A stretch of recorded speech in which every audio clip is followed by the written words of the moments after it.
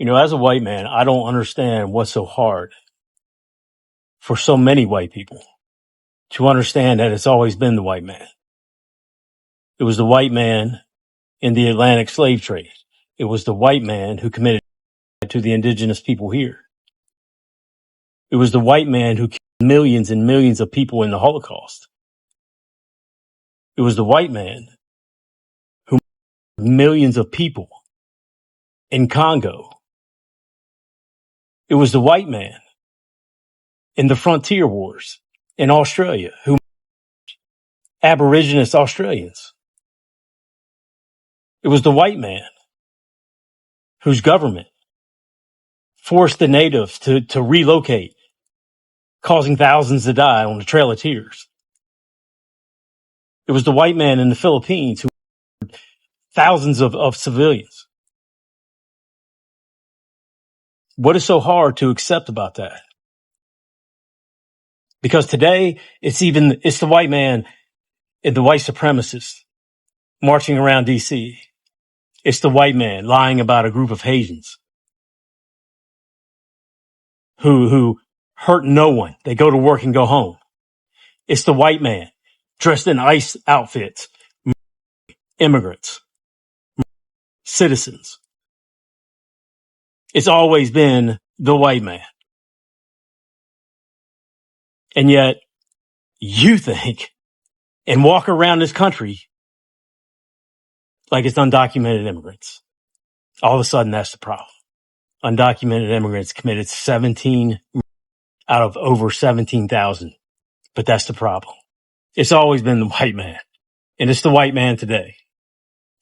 Hi guys, welcome back to our channel. In case you're new here, my name is Maren. And I'm Maureen. Right, so in today's episode, we're going to be reacting to a video of a white man who came onto the internet to say the quiet part out loud, right? This might get him excommunicated because whatever he's saying is the very thing white Americans are not ready to face. We are also going to be looking at the effects of racism and how this affected a whole entire generation. Right, and he's not the only one coming onto the internet to speak in our episode today. Other white people are emotionally opening up to black people as they call out their race for being racist and how it has slowly eaten away at their community and the children they continue to birth. So guys, what are we talking about? Let's watch what we prepared for you today and then we come back and talk about it. But you can also let us know what you think about this episode and consider subscribing if you're new to our channel. Let's watch.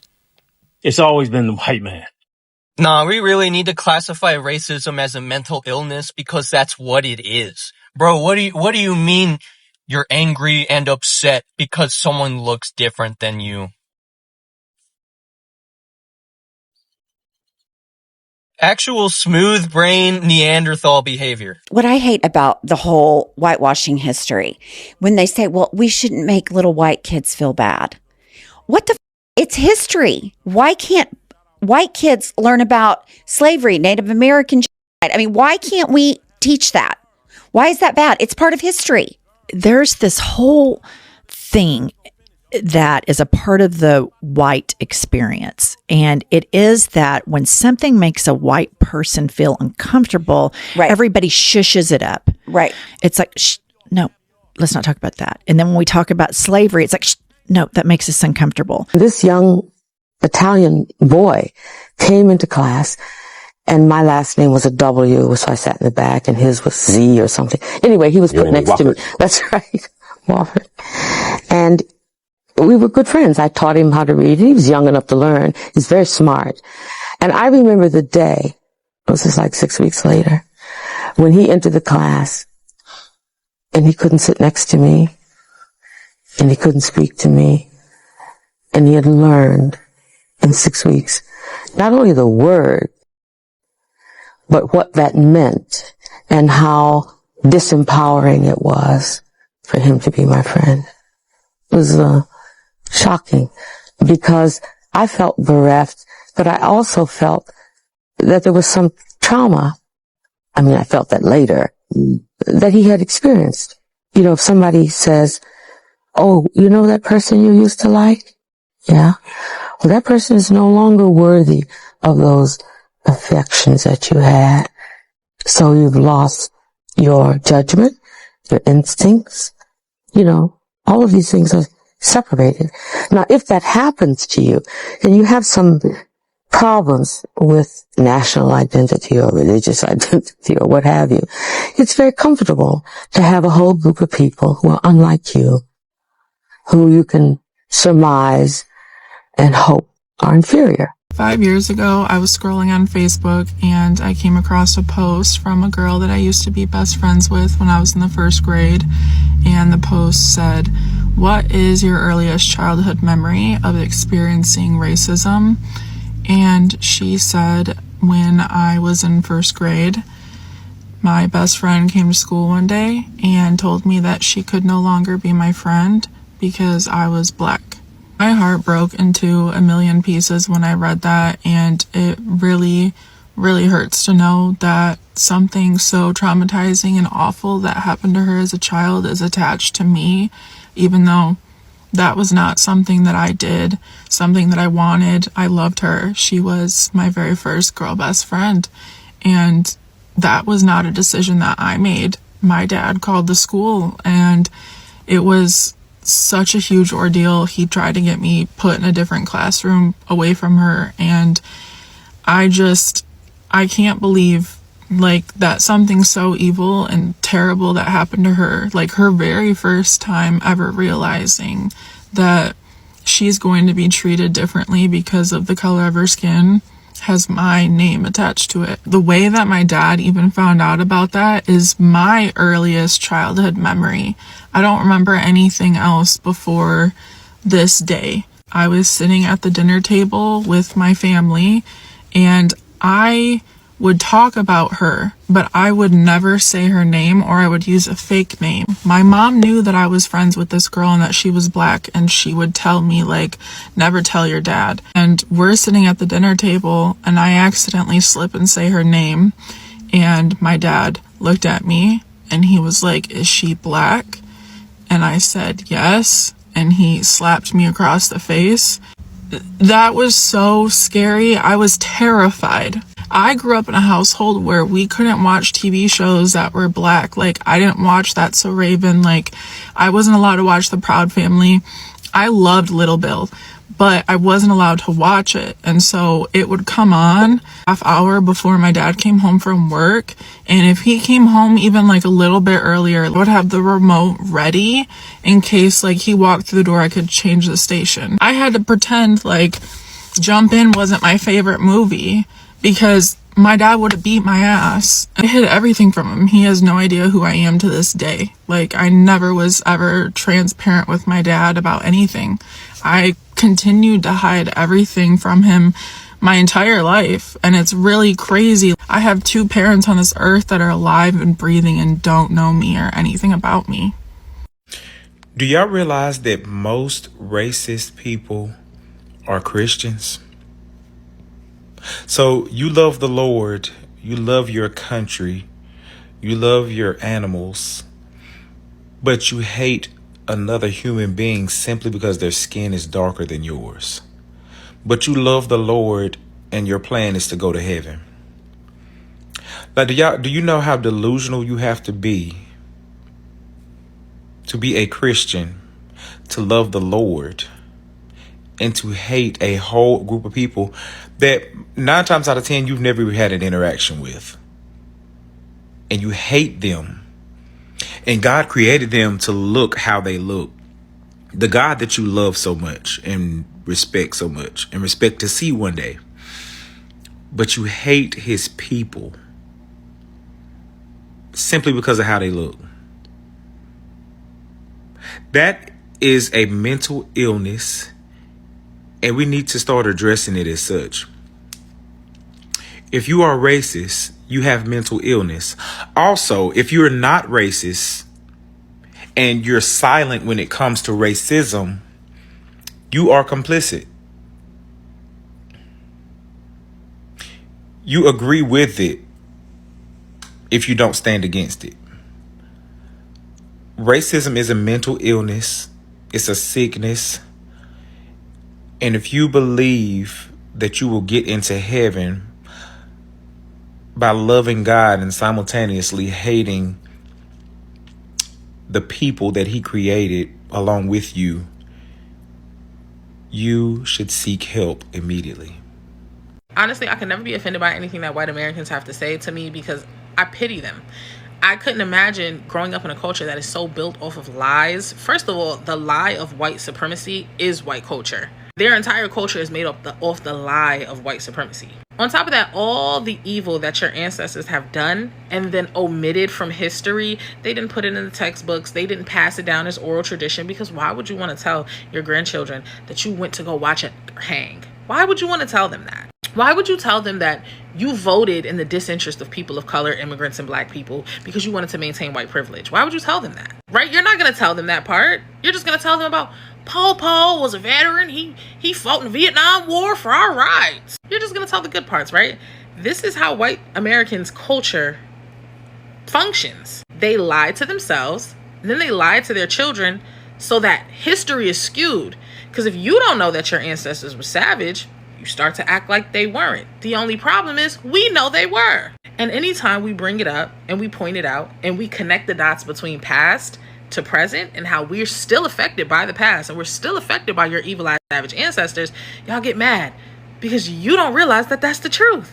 And you're running from it because it would make you feel guilty. Instead of just sucking it up and owning it. Oh, shit, our ancestors was some bullshit. Anyways, how do we move forward? No, you want to argue with black people. I feel bad for y'all because y'all exist y'all are like delusional. Y'all are living so out of touch with reality. The rest of us know what the f going on. Y'all are out of touch. So guys, welcome back. Let us know what you think about the videos we just played you. There's one case in particular, or rather, let me just say two cases, right? Accounts given by Toni Morrison, and there's another speaker, a white lady who was also giving her account. And I noticed one similarity between the two cases, right? That is the fact that a friendship born of two races might be affected by racism. And truly, when we say that other situations that occur because the treatment or the behavior starts at home, this is what we mean, right? Because you tell me, like for the case of Toni Morrison, right? She was tutoring a baby, not tutoring, rather teaching a baby, right? And this kid really liked her. But 6 weeks after they met, he came back and he was totally different. And you ask yourself, where did he get that indifference towards Toni Morrison? Probably the parent found out that he liked a black woman, right? And you're looking at the other case where I do believe that lady is genuine. And those are a few cases who genuinely get to grow up and realize how that one single event impacted their lives. Because for a lot of us, we can speak about childhood friendships. And those are some of the friendships that really stay with us in our hearts, depending on how good of a person your friend was and how great of friends you are to each other. You will never ever forget those friendships. So for this lady, she never forget that friend of hers, and she never forgot that first time experience with her dad as much as she didn't feel good that she impacted the other friend, the black friend, the way she did. Right. And as we hear Toni Morrison speak about the white child, I can understand that, or if she is excusing the behavior of that child, because most of the time children are usually innocent and they don't know any better. Mostly they follow their parents' lead, right? And right now what I can really truly hope from the bottom of my heart is that that child grew up and he grew wiser, because as a child you cannot fault him, but well into adulthood, if he grows up and still continues to carry his parents' ideology when it comes to race, then that is where you can fault him. But as a child, he truly cannot be faulted for following in his father's footsteps, right? Just the same as the other lady who was talking about her best friend. And then if I can just take your attention back to the first guy who spoke up, the white man who was saying that it has always been white people who've always been causing racial incidences and aggravating the situation. I will never get tired of saying, once an aggressor decides to step down and stop aggravating the situation, that is when the conflict between these two communities will end. Because in all actuality, Black Americans cannot end racism, and they do not have the power to end the racism because they're not the ones exhibiting it in the first place. The people who are exhibiting this racism are white people, and they're the only ones with the power to bring it to an end. And also to add on to that, there was a lady who was saying, it was a white woman who was saying, it's high time that kids are taught the true history, especially white kids, because she does recognize that white kids are usually not taught racism about racism and its implications, and most especially because white parents would rather spare them that ugly side of humanity, because they usually term it as they are too young to be taught those things, right? But my thing is this, there is a saying in Swahili that usually goes, mtoto umkunjavyo ndivyo akuavyo, right? The saying literally just means you start teaching a child from a younger age and he will apply the education when he grows up, right? Because there is no way you can start teaching a teenager what you could have taught them when they were young, right? And that being said, is why we usually say history informs the present and the present informs the future. If these kids from now on are taught about racism and its implication, they won't grow up to be like those DC men who went on to march on the 4th of July when Americans were celebrating their independence. Them, they were busy marching against whatever it is because they want to make America great again or white again. You will never find white kids who've been taught the true history of what racism is in America. You'll never find them participating in such marches. Right. You know, at times I normally ask myself, what would the world look like if white people weren't so, you know, how they are, like they need to, you know, be in control. Everything. They need to, you know, make policies that favors them and affects every other person. They need to just be in charge. How would the world be, you know, if they didn't feel the need to colonize and take people into slavery, if they didn't feel the need to get rid of Aboriginal people, like how would the world really be? Would we, like, you know, without all those aggressions, without learning the violence we learned from each other, how would the world really be, you know? And I do believe that the reason why they're not willing to change their racist ways is because it benefits them greatly. And right now we can't even think of a world where white people are not in control, because then what would they benefit the society, or how would they be helpful to the society? Because guys, you know, my thinking is this: it's very easy for people to stop being aggressive towards another group of people. Why am I saying this? If we watch medieval movies like Game of Thrones and the likes, and there was another one we watched called The Barbarian, right? And in these movies, the medieval times, white people really used to fight like savages. But if they could come to a consensus where they decided to unite against black people, and right now that peace is what is serving them above all else. When it comes down to it, whether they're in the wrong or they're in the right, they'll always stand with each other if it means putting black people in their place. So this is why I believe it is possible for an aggressor to lay down their aggression in order for peace to coexist and for them to meet, to have one goal with the people they're coming to a peaceful agreement with. But in the case of white people, not all of them, but most white people,